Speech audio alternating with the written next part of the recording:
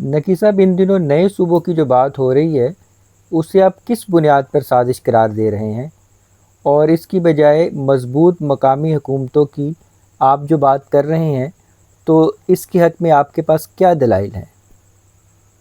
اصل میں یہ تھا مسئلہ کہ لوکل گورنمنٹ جو ہے وہ آپ بنائیں، اور تینوں ٹیئرز جو ہیں اس کے اوپر تو مطلب ہمارے یہاں تو یعنی تھرڈ ٹیئر صرف اس لیے بنا کہ جب بھی کوئی فوجی عامر آیا تو اس نے اس کو بنایا، اس لیے بنایا تاکہ وہ اس کو استعمال کر سکے ان پارلیمنٹیرین کے خلاف جو برٹش پیریڈ سے یعنی 1919 کے وقت سے چلے آ رہے تھے، اور 1935 کے بعد تو وہ باقاعدہ اقتدار میں رہے تھے، انہیں گورننس کا بھی تجربہ تھا، تو ان کو کاؤنٹر کرنے کے لیے یہ بناتے تھے۔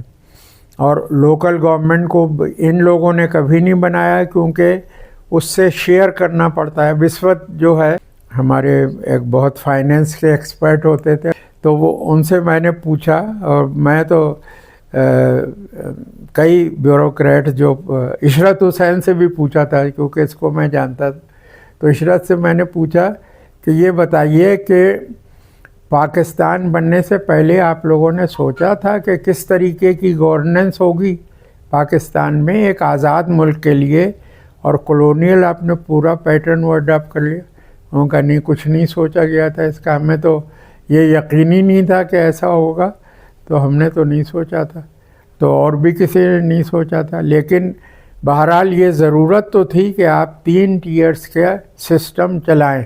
3 ٹیئرز جو ہیں مطلب اس میں بیس کے اوپر لوکل گورنمنٹ اور وتھ فائنینشیل پاورز، یہ اسٹرگل جو ہے یہ آپ سمجھیے شروع سے چل رہی ہے کہ، اور وہ اس کو مانتے بھی تھے انگریزوں کے پیریڈ میں جو تھا، تو ان کو کافی حصہ فائنینشیل کا ان کو ملتا تھا، اور بیس پہ تو لوکل گورنمنٹ، اس کے اوپر پھر پروونشل اسمبلیز، حالانکہ لمیٹڈ فرینچائز تھا لیکن تینوں ٹیئرز پہ یہ تھا، لوکل گورنمنٹ میں بھی تھا، پروونشل اس میں بھی تھا، اور اس پروونشل تو نہیں کہلاتی تھی اس وقت، وہ اسٹیٹس تھیں، وہ سمجھیے ان کو کہا ہی جاتا تھا کہ یہ ریاستیں ہیں، اسی لیے ایک طریقے سے پاکستان جو تھا وہ ایک کنفیڈرل سسٹم کے طور پہ ایمرج کیا تھا، اور یہ بھی تھا کہ ان کی پروونشل جو رائٹس تھے وہ بہت تھے۔ اگر آپ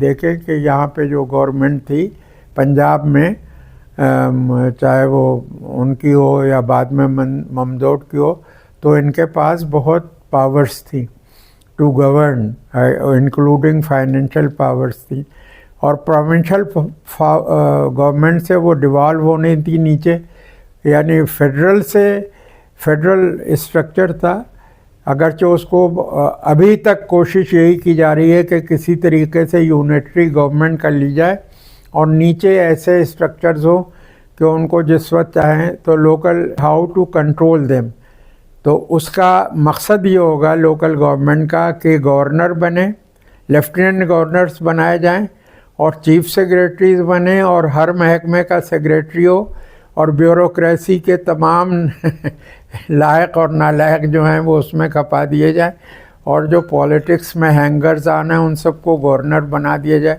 اب آپ دیکھیں نا کہ اگر 20 حکومتیں بنے تو 20 گورنر ہوں گے، 20 چیف سیکریٹری ہوں گے، 20 ایجوکیشن سیکریٹری ہوں گے، 20 ہوم سیکریٹریز ہوں گے، یہ ان کا پلائے ہے۔ حالانکہ اب آپ دیکھیں کہ ہندوستان جو ہے وہ اتنا بڑا ملک ہے، اور اس کے کتنے 26 تقریباً اتنی ہمارے یہاں بن جائیں گی، جو ہم سے کم از کم 5 گنا تو بڑا ہی ہے ایریا میں، اس سے زیادہ ہی ہے، لیکن بہرحال 5 گنا بڑا ہے، اور ان کے 26 اسٹیٹس ہیں، اور اس میں کبھی اس طریقے سے یعنی نہیں سوچا گیا، اور سوچا گیا جہاں پہ یہ ضرورت تھی کہ مطلب لنگوسٹک مسئلہ تھا، جیسے جو ایسٹ پنجاب جو تھا وہ صرف ایسٹ پنجاب کے پاس نہیں رہا، اس میں یہ تھے شملہ وغیرہ، ان کا ایک علیحدہ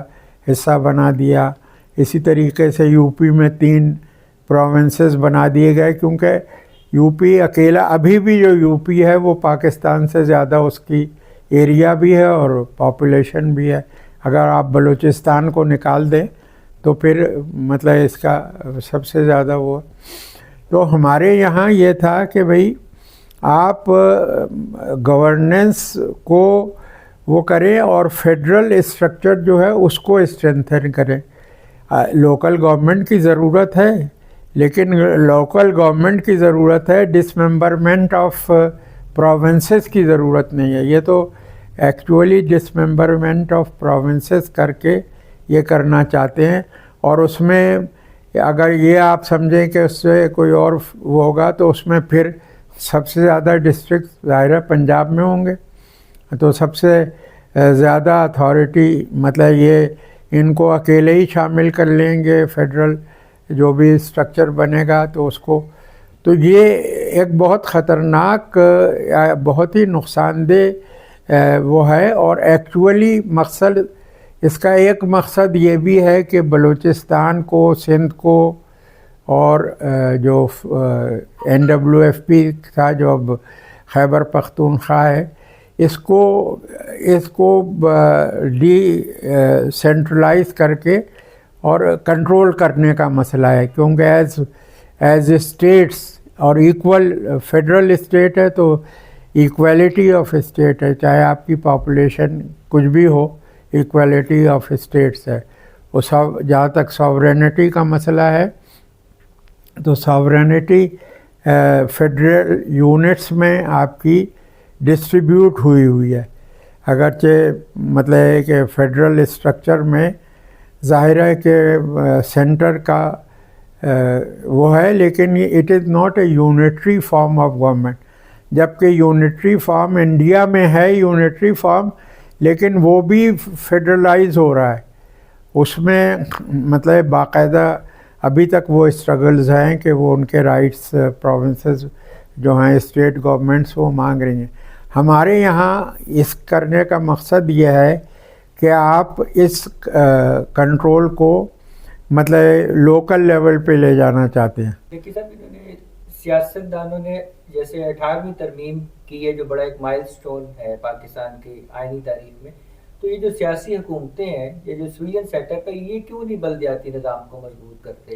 یہ اس واسطے نہیں کرتے، یہ نہیں یہ تو اس واسطے نہیں کرتے کہ یہ چاہتے ہیں کہ جتنے بھی فنڈز ہیں پروونشل گورنمنٹ کے وہ ان کے ہاتھ میں رہیں اور یہ اس کو کنٹرول کریں. بلکہ ہر مطلب اب دیکھیں نا، ہر ڈسٹرکٹ گورنمنٹ کے لیے 50 کروڑ ہے، تو 50 کروڑ کے میں اگر 40% اب کہا جا رہا ہے کہ 40% یعنی ڈسٹریبیوٹ ہو جاتا ہے کچھ عہدے داروں میں، تو وہ 40% اگر اس کا ظاہر ہے کہ ہر ڈسٹرکٹ کو 50 کروڑ روپے ملیں گے، تو آپ لوکل سطح کے اوپر آپ نے مطلب پروونشل گورنمنٹ نالیاں بنائے گی. پروونشل گورنمنٹ نے پنجاب کا بیڑا غرق ہو گیا. آپ یہ دیکھیے یہ جو اس دفعہ آیا ہے سیلاب، اس میں پنجاب گورنمنٹ کیا کر سکی؟ کچھ بھی نہیں کر سکی. وہ لوگوں کے لیے لوگ ڈوب کے مرے ہیں. آپ دیکھے گا کہ ان کی فصلیں تباہ ہو گئیں. وہ تو شکر کریں کہ گندم کی فصل پہلے کٹ چکی تھی. چنے کی فصل ہو جائے گی اس واسطے کہ چنا جو ہے وہ تو بارش کے اس میں اگر یعنی ویسی لینڈ میں ہو جاتا ہے، لیکن رائس جو ہے وہ اس کا کلٹیویشن مشکل ہو گیا، تو ہو ہی نہیں سکا ہے ابھی تک. اور ہماری ایک میجر ایکسپورٹ رائس کی ہے، باسمتی. ہمارا دنیا اس کا قابل عمل کیا آپ کے نزدیک حل بنتا ہے؟ تو میری نظر میں تو یہ ہے کہ قابل عمل حل ایک ہی ہے پاکستان کا، کہ پاکستان میں فیڈرل ڈیموکریسی کو آپریٹ کرنے دیا جائے. اگر فوج کے ڈکٹیشن ہی کرنا تھا تو میں تو سمجھتا ہوں کہ بالکل ہی ان کا کوئی رائٹ نہیں ہے. اب آپ مطلب ہر چیز کو اس طریقے سے کنٹرول، تو آپ کے پاس یہ بھی ہے، بزنسز بھی ہیں، سول ایڈمنسٹریشن میں بھی آپ مداخلت کر رہے ہیں. بلکہ اب تو یہ ہے کہ جوڈیشری میں بیوروکریٹس کو بھیجنے کا بھی آپ کا پروگرام آ گیا ہے. تو نئے صوبے آپ کے خیال میں نہیں بننے چاہیے جو بالکل نہیں کرنا چاہیے. لوکل گورنمنٹ کو امپاور کریں, لوکل گورنمنٹ کو فائنینشیل پاورز کے ساتھ بنائیں. اب تو یہاں پہ ابھی تک تو پروونشل لا جو تھا لوکل گورنمنٹ ہی کا بدلتا رہا ہے. کانسٹیٹیوشن میں اتنے امینڈمنٹ نہیں ہوئے جتنا اس میں ہو گیا. اب تو فائنینشیل کنٹرول سارا بیوروکریسی کے پاس انہوں نے کر. اب تو ڈپٹی کمشنر کے پاس سارے فنڈز جائیں گے اگر اس طریقے کا ہے. یعنی میں تو اس کے خلاف ہوں, لیکن گورنمنٹ بنے گی اگر لوکل گورنمنٹ تو پھر وہ اس کے لیے ایجیٹیٹ بھی کریں گے.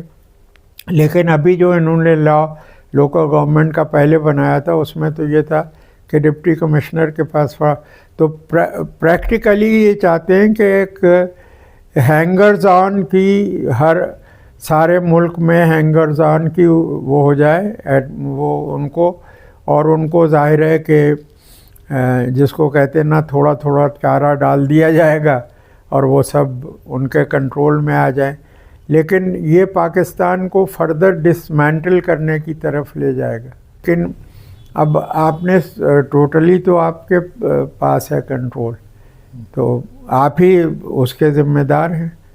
اور ظاہر ہے کہ اگر آپ کے ریسورسز جو ہیں وہ اس طریقے سے خرچ ہوں گے اور اس میں سے کچھ حصہ اپنا صحت کے لیے ہے, کچھ نہ ایجوکیشن کے لیے ہے, نہ یعنی آپ یوں سمجھیے کہ جو انڈر ڈاگ ہے یعنی 40% آپ کا بلو پاورٹی لائن, بعض جگہ 40% سے زیادہ ہے, تو ایوریج 40% کے قریب ہے جس میں پنجاب بھی شامل ہے جہاں بلو پاورٹی لائن اتنا نہیں ہے. لیکن اوور آل تو آپ کے یہاں 40% کے قریب بلو پاورٹی لائن ہے یا مارجنل ہے اس کے اوپر. وہ بھی آپ کیلکولیٹ, سیاستدان کی تو ضرورت ہو جائے گی لوکل گورنمنٹ بنانا, کیونکہ پروونشل جو اتھارٹی ہے وہ کس کے پاس ہے؟ ان کے پاس تو نہیں ہے, نہ فیڈرل اتھارٹی ان کے پاس. نئے صوبوں کی ضرورت آپ سمجھتے ہیں کہ نہیں ہے, لوکل گورنمنٹ کو بالکل کوئی تو. لیکن یہ انیشیٹو کیسے یہ آگے بات بڑھے گی؟ لوکل گورنمنٹ کو کون مضبوط کرے گا یا کیسے یہ منزل کیسے؟ لوکل گورنمنٹ کو لوکل لوگ کریں گے, ان کو اس کی ضرورت محسوس ہوگی. ابھی یہ جو سب ہوا ہے کچھ لوگوں کو جو نہیں ملا ہے تو وہ کیا کہیں گے؟ اب آپ دیکھیں نا کہ پروونشل گورنمنٹ ہے, کیا کر سکی وہ اس فلڈز کو ٹیکل کرنے کے لیے؟ کیا ہے, بڑا ڈیم دنیا میں ریجیکٹ ہو چکا ہے کہ آپ نہ بنائیں گے. ایون جو بڑا ڈیم بنا رہے تھے چائنا, ان کا بھی ڈوب گیا وہ, کیونکہ اب آپ مطلب اس وقت جو کلائمیٹ چینج ہے اس کو آپ اس سے نہیں ٹیکل کر سکتے. آپ کو تو ریزروائرز چھوٹے چھوٹے بنانے ہیں, یعنی ہر ڈسٹرکٹ میں بنے. ہمارا جو ٹریڈیشنل, اگر آپ قدیم دیکھیں تو ہر کوئی ایسی آبادی تھی جس میں تالاب نہ ہو. ہر آبادی میں تالاب ہوتا تھا. کاہے کے لیے ہوتا تھا؟ اب بنایا جاتا تھا جہاں پہ نیچرلی نہیں تھا یا جھیل نہیں تھی, وہاں پہ تالاب بناتے تھے. خود لوگ کھود کے بناتے تھے, اس کو باقاعدہ کھدائی ہوتی تھی, ہر سال صفائی ہوتی تھی اس کی. اب تو ڈیمز کی صفائی نہیں ہوتی, آپ نے ڈریجنگ ہی نہیں کی. ہاؤسنگ سوسائٹیاں بھی تو ہم نے بہت بنائی ہیں نا اس عرصے میں. نہیں, ہاؤسنگ سوسائٹیاں آپ نے ریور بیڈ میں بنائی ہیں. پاکستان کے کوئی آپ سندھ میں چلے جائیں, کہیں بھی چلے جائیں, آپ نے ریور بیڈس میں آپ نے ہاؤسنگ سوسائٹی بنائی ہے. لاہور سے لے کے آپ ملتان تک جائیں تو آپ کو ریور بیڈس میں ملیں گی. اتنے بڑے بڑے پارٹ ہو گئے ان کے, اس کی نہ آپ صفائی کرتے ہیں نہ اس کو ٹیم کرتے ہیں اس کو. مطلب اب یہ جو آپ اس رین واٹر کو بھی نہیں روک سکے, اس کے اوپر باقاعدہ آپ کے یہاں ریسرچ ہو چکی ہے اور آپ رین واٹر کو سیو کر سکتے ہیں, لیکن اس میں آپ نے انویسٹ ہی نہیں کیا. آپ نے اسمال ڈیمز میں نہیں انویسٹ کیا, کیونکہ اسمال ڈیم 2-4 کروڑ میں بن جائے گا, 10 کروڑ میں بن جائے گا. آپ کو 500 کروڑ کا یا 5000 کروڑ کا چاہیے تاکہ اس میں سب لوٹیں کھائیں. اب آپ دیکھیں نا کہ جو ہمارے 3-4 بڑے ڈیمز بنے ہیں اس میں کیا ہوا ہے. تربیلا بھی یعنی مجھے یاد ہے کہ ڈاکٹر مبشر نے کہا کہ میں 24 گھنٹے وہاں رہا ہوں. کیوں رہا ہوں؟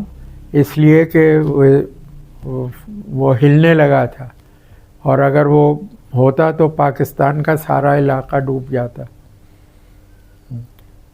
آپ نے اتنے بڑا، سب سے بڑا وہی ڈیم ہے نا. اب آپ دیا میر بھاشا بنا رہے ہیں. دیا میر بھاشا کے علاوہ یہ جو آزاد کشمیر کا تھا وہ بھی اس نے کتنا علاقہ تباہ کر دیا.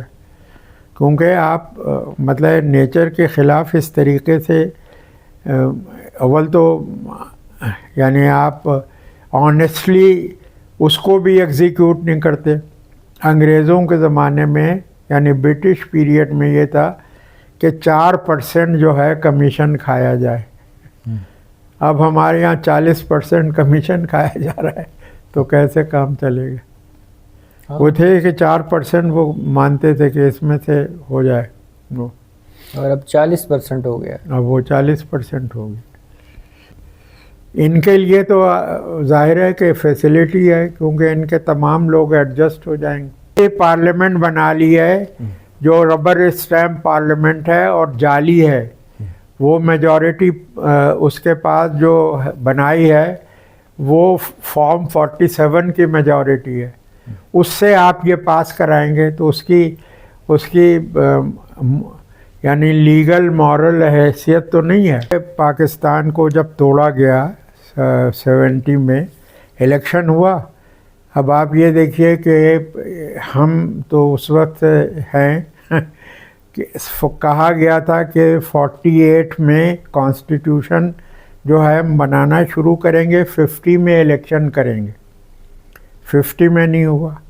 پھر 50 میں کہا گیا کہ 52 میں کریں گے جب تک کانسٹیٹیوشن بن جائے گا. جب بھی آپ نے نہیں بننے دیا. ایسٹ پاکستان میں آپ نے نہ کیپٹل بنایا، نہ کوئی آرمڈ فورسز کا ہیڈ کوارٹر بنایا، کچھ بھی نہیں بنایا. انڈسٹریلائز بھی آپ نے کراچی کو کیا. کراچی میں آپ نے کیپٹل بنایا کس وجہ سے؟ کیا؟ اور باقاعدہ یعنی اس کے چیف منسٹر کو سزا دے کے پرودہ میں پھر اس کے گلے پہ انگوٹھا رکھ کے یا اس کو فارغ کر کے وہ بنایا آپ نے.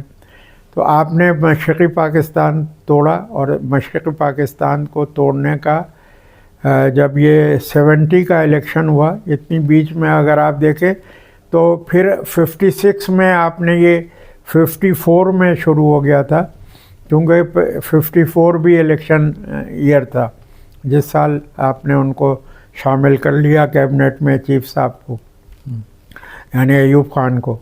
تو اس وقت بھی تھا. 56 میں یہ کہا گیا کہ اچھا بنگالیوں سے، سہروردی سے، میں ان کے گھر جاتا تھا، ان کی بیٹی جو تھی ان کے داماد ہمارے والد کے دوست کے بیٹے تھے. تو وہاں پہ سہروردی نے کہا کہ جب بہت یہ ہوا پریشر تو اس نے کہا اچھا چلیے بھائی آپ پیریٹی کے لیتے 56% کے بجائے برابر کر لیں. آپ نے زبردستی 1 یونٹ بنایا. مطلب کسی نے شام کو آپ نے کہا کہ اب 1 یونٹ بن گیا ہے، اور کسی سے پوچھا نہیں گیا. کسی ایون پنجاب کے چیف منسٹر سے یہ نہیں پوچھا گیا تھا کہ ہم یہ بنانے لگے ہیں. لیکن وہ تو ظاہر ہے بینیفیشری تھے تو ان کو قبول ہوا.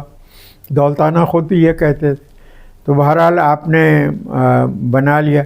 اب آپ نے پھر 70 میں کہا کہ الیکشن ہوگا. چلیے پیریٹی بھی تھی، سب کچھ ہوا. تو پھر اس کے بعد اب آپ نے الیکشن کر لیا. الیکشن میں وہ ایک پارٹی ان کی میجورٹی لے کے آ گئی، اور کیونکہ ان کو یقین تھا کہ NWFP اور بلوچستان اور سندھ تینوں میں ان کو بھی شیئر ملے گا، اور ملا بھی ان کو. یعنی پیپلز پارٹی کی میجورٹی یہاں تو تھی بڑی، 60 سیٹیں یہاں تھیں. تو بلکہ میرا خیال ہے 80 ہو گئی تھیں شاید. 81 थी। हाँ 81 हो गई थी।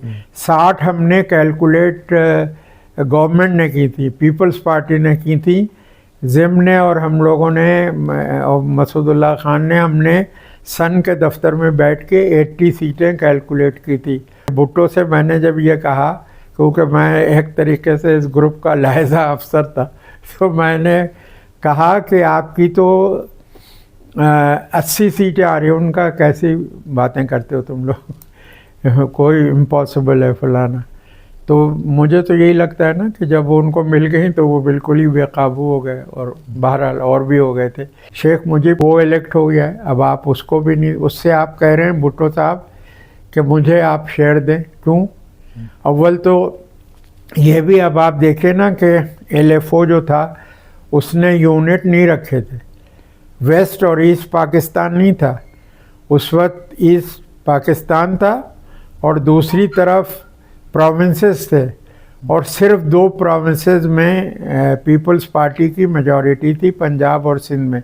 2 प्रोविंसेस में तो मेजॉरिटी भी नहीं थी। तो आप, ये तो मेरी बहुत उनसे, भुट्टो साहब से तकरीबन रोज़ी बहस होती थी कि आप किस बुनियाद पे ये कह रहे हैं कि आपको दिया जाए शेयर।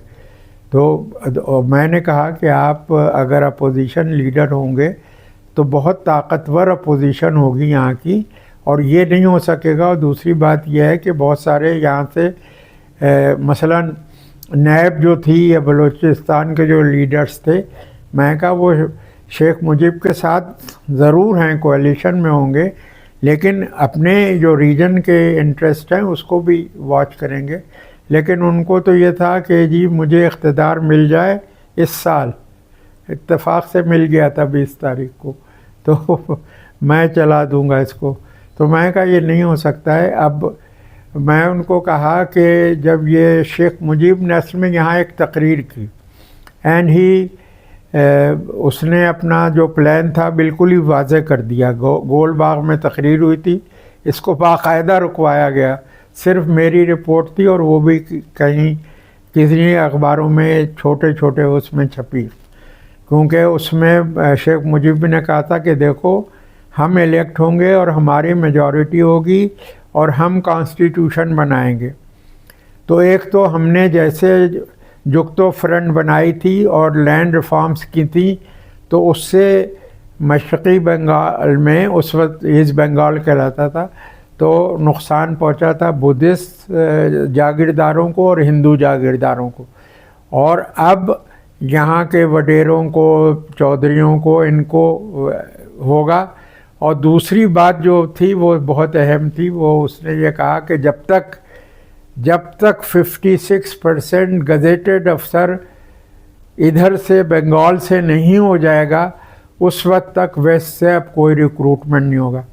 क्योंकि उस वक्त तक तो एक फुल सेक्रेटरी जो था वो ICS रह गया था, रहीम भी रिटायर हो गए थे, ये फॉरेन सर्विस में, और सिर्फ वो जो उसके वापडा के चेयरमैन भी बने थे, उनके अलावा कोई, यानी जो एक्चुअली ICS हुए थे, तो एक वो था और बाकी कोई नहीं था।